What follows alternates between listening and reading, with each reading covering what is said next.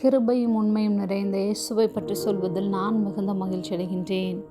உமது உண்மை தலைமுறை தலைமுறையாக என் வாயினால் அறிவிப்பேன். சங்கீதம் 89 முதலாவது வசனம். கர்த்தரின் கிருபைகளை என்றென்றைக்கும் பாடுவேன். உமது உண்மையை தலைமுறை தலைமுறையாக என் வாயினால் அறிவிப்பேன். மக்கள் குறை தீர்க்கும் நாள் என்று ஒரு நாளை நியமித்து மக்களுக்கு ஏற்பட்ட குறைவுகளை கேட்டு மனுக்களையும் பெற்றுக்கொள்கின்றனர். அதை நிவர்த்தி செய்வதற்கான வழிமுறைகளையும் செய்வோம் என்று உறுதியளிக்கின்றனர்.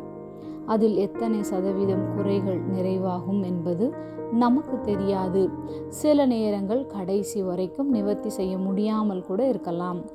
இன்று நமக்கு ஏற்பட்ட தோல்விகள், தீமையான காரியங்கள், மேலும் ஒவ்வொரு நாளும் ஏற்படுகின்ற குறைவுகள், கவலைகள், மனபாரங்கள், நம் இருதயத்தின் குமுறல்கள், இவைகளை பற்றி யாரிடம் சொல்கின்றோம்? அப்படி சொல்லி நமக்கு முழுமையான தீர்வு கிடைத்ததுண்டா?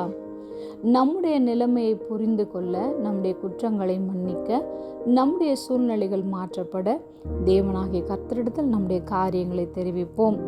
அவர் நமக்கு பாராட்டின கிருபைகளை எண்ணி நன்றி சொல்லி பாடுவோம். அவரது உண்மையை தலைமுறை தலைமுறையாக நம் வாயினால் அறிவிப்போம். ஜெபம். அன்பின் பரம தகப்பனே, எப்பொழுதும் எங்களோடு கூட இருக்கிறவரே, உமது உண்மையை எங்கள் தலைமுறைக்கும் இருப்பதற்காக நாங்கள் நன்றி செலுத்துகிறோம். இயேசுவின் நாமத்தில் பிதாவே, ஆமென்.